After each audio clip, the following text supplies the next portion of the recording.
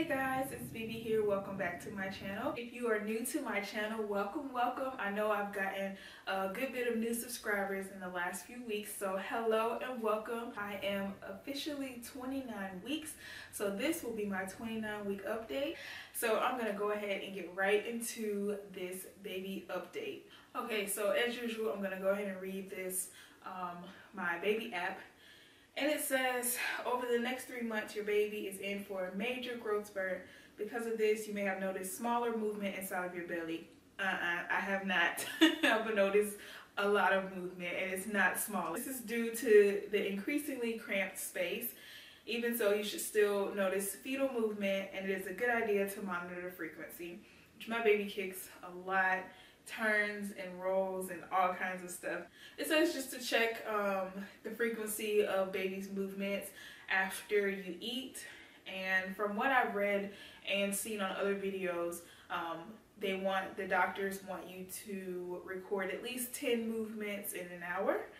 So my baby is definitely doing way more than 10 movements in an hour. It says for my body, your third trimester will bring back some of the fatigue you felt in the first trimester. Your body is working extra hard to carry oxygen and nutrients to your baby, and your diaphragm will be pushed up by your still expanding uterus, causing you to feel short of breath. Ding, ding, ding. Fortunately, your baby will become very active, and you can start to count your baby's kicks each day. My baby is 2.5 to 3 pounds now and measures 15.5 inches long.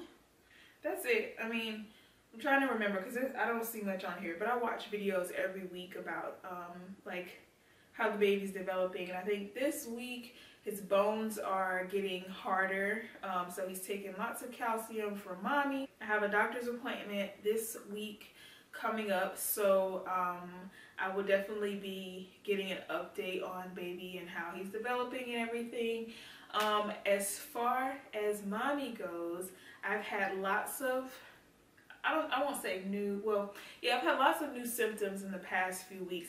I can't remember the last time I did the last baby update video I did. I can't remember how many weeks that was, but yeah, a lot has changed with my body since then as far as what I'm feeling and experiencing. I wrote it all down because I knew I would forget if I didn't, but I can't tell off the top of my head. Being tired, like extremely tired. Like I wake up in the morning tired, and all throughout the day it's really hard to function because I'm just so tired. Turns out that I had low iron, which I was not surprised about. The doctor told me several weeks ago to start taking an iron supplement, and I didn't do it. She said vitamin D as well, and I didn't do it. And so when it came time for them to test my iron, to test my vitamin D, I was extremely low. So I'm taking very high dosage of iron and vitamin D. My feet are swollen all the time. My toes get so swollen, like I don't even want to bend my toes because my feet are just so swollen. And at first it was just my feet, but I've noticed that my hands are starting to swell now. And for the last like 2 days I haven't worn my wedding band because it was just so tight and it was uncomfortable, and I was like, oh Lord, I want my finger to fall off because the circulation is cut off, and I don't want nobody having to cut these rings off because my finger's turning black. So I just didn't wear them. I put it back on today because I took maternity photos this morning, which is why I have this extra big hair, which is so hot. Yeah, my hands and feet have been swollen a lot lately. It's not often that my feet are elevated throughout the day, so whenever I look down and realize that, dang, my feet are swollen, I can't really wear sandals like that anymore because it's just, they're so tight on my feet, all those straps and stuff. I have a pair of Tevas that I wear, and those are like the most comfortable sandals that I can wear. Those are like the hiking sandals, if you don't know what those are, like the Velcro across the toe. Like I wear those because they're adjustable. They're not the cutest, but I do wear them to church and other places because it's the only thing that fits my feet. Another symptom I've been feeling is just having hot flashes, and it may not even be I mean, I'm sure it has something to do with pregnancy. I'm sure it does, but it may not be like completely all just like baby or pregnancy related. It's freaking almost summertime in Atlanta. It's hot, okay? It's just hot. So this one is a little, like, it may be a little bit of an overshare, but when have you known me not to share? I've noticed a few times that I had a weird smell down there. I finally figured out what it was, and my husband was the one to tell me. So let me tell you the story. It was like 2 days ago. I'm just like, oh my gosh, like, why do I smell so weird? And my husband's like, what do you mean? And I'm like, I just smell weird. And he's like, well, what do you mean, how do you smell weird? And I'm like, just that area smells weird to me, and I don't like it. And so he's like, let me smell it.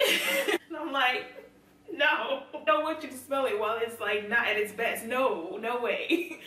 But he insisted, like, let me smell it. And so he did. And he's like, oh, it just smells like urine.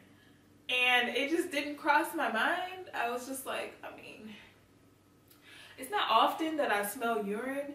I guess that's gonna change. I'm having a baby. I'm gonna smell a whole lot of pee. But I was just like, oh, that's the smell. Like, it smells like urine. And I come to realize that the reason why it was smelling that way was because, you know, baby's getting bigger, pressing down on my bladder a lot, and coughing, sneezing, laughing, getting up off the couch, doing anything really causes a little trickle of urine to come out. So it's just, I guess, the heat and the urine that's trickling out just kind of started to make me smell a little weird. And once I realized that, I was like, oh, okay. So now I'm starting to wear my panty liners, which has made a huge difference. I don't smell so sticky. Okay, so this one is less to do with me and more to do with baby. My baby has hiccups all the time, and I don't like it. I didn't know what it was because it's not like my grown-up human hiccups. It's like different. And I didn't realize it until I was looking on one of those pregnancy boards, and I was like, that's what I've been feeling. So yeah, it feels almost like a heartbeat. It's just a little thump, thump, thump, thump. And I knew that it wasn't my heartbeat, but it was too slow to be the baby's heartbeat. I was like, what is this feeling? And I didn't know what it was. And Deji's like, it's your pulse. And I was like, in my tummy?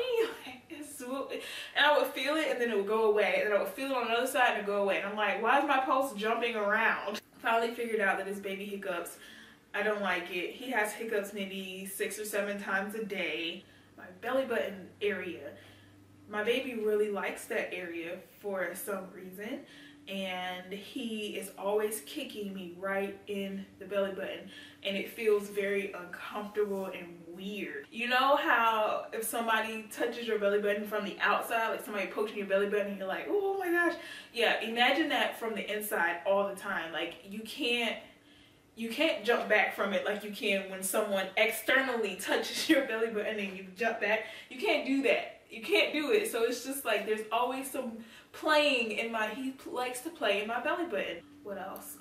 I've officially gained 18 pounds, which feels like a whole lot to me. I'm just like, oh my gosh. The recommended weight gain is 20 to 25 pounds, and I have like 11 weeks left. I'm currently weighing 156 right now. And the last thing is my glucose test. I took my glucose test a week ago or 2 weeks ago, and I failed it. And I was devastated. I've only gotten good reports from the doctor with every visit. So to hear that I failed a test, I'm just like, I failed? Like, what do you mean failed? I don't know anybody, like, in real life that has failed a test. And so I'm reading all these boards, and they're like, oh, it's super normal to fail the test because each doctor sets their blood sugar cutoff level at a different place. So, you know, like, it really depends on your doctor's settings. Honestly, I've been stressed out about it ever since they called me about a week and a half ago. They told me I would have to come back in to do the 3-hour glucose test. which if you don't know, glucose test just test your blood sugar, and the first test is an hour-long test. You come in and you drink this solution, and then they draw your blood after an hour, and they check to see, I can't remember the order. Like, they draw your blood after you drink it, and then after an hour, after an hour they draw your blood. If you fail that, if your blood sugar is too high, then you have to come back. You have to do a 3-hour glucose test. And that is the actual real test to find out if you have gestational diabetes. The 3 hours gives them time to see how your blood breaks down the sugar or utilizes the sugar in whatever, I don't know, something like that. Because like I said, the first test is just to see, oh, well, is your blood sugar high? Is it low? If it's normal, after you drink this solution, then oh, you probably don't even have gestational diabetes going about your life. But if it's high, then they're like, well, there's a chance that you have it, so let's just do the full 3-hour test. I did it a couple of days ago, maybe 2 or 3 days ago. Yeah, like 2 days ago. They're gonna call me back sometime next week to let me know what the results are. I am so nervous about it. I've been stressing myself like crazy. I'm trying not to stress because a lot of people say that it's very normal to fail the first test and completely pass the second one.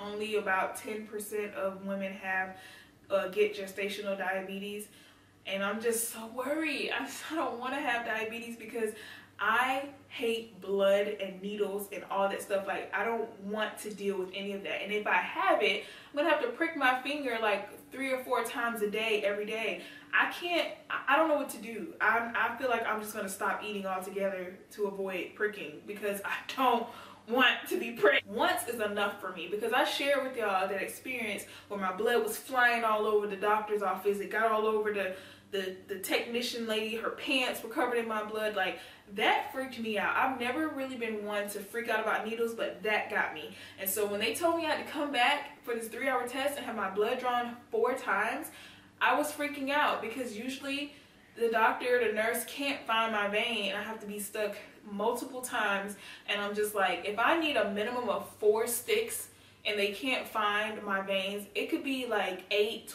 12, it could be like 13 sticks, like who knows.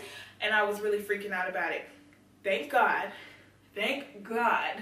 that the lady that took my blood, she knew exactly what she was doing. She did say my veins were difficult. I drank so much water in preparation, like so much water, days in advance. I started days in advance so that my veins would be all plump and juicy. She still was having trouble, but she found my veins on the first time, every time, so I only had to be stuck 4 times. But yeah, I'll find out my results, and when I find them out, I will let you guys know, probably in a blog or something. But yeah, that's pretty much what's been going on with me in the pregnancy. I don't think there's anything else I need to share. So before my camera overheats, because it is hella hot in here, I am going to show you my baby bump. Here's a side shot. Y'all, I am so pregnant. I'm just like, whoa. Can you believe it? The other side.